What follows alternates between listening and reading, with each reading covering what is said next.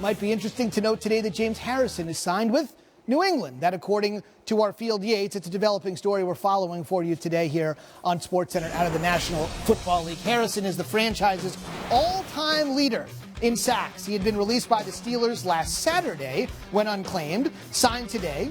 The Pats are thin at the defensive end linebacker position, the latter of which Harrison plays. And if you want to make sure this is official, although we trust Field, of course, this is the proof.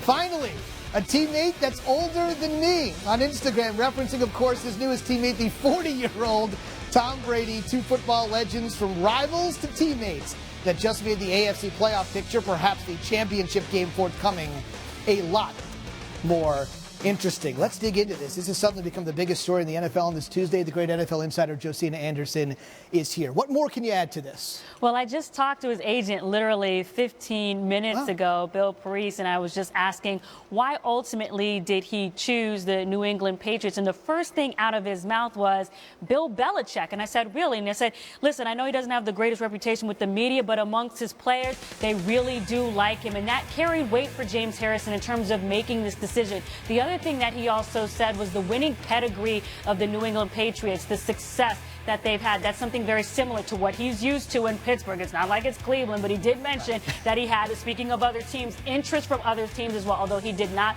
want to underline that. And of course, I said the fact that these two rivals teams, I'm sure, is not lost on James Harrison. He said, Josina, I'll let your imagination run wild with that. But certainly he carries a lot of experience. He carries a lot of insight that Bill Belichick, I'm sure, will be tweaking his little fingers through his brain there as well. So it's very interesting.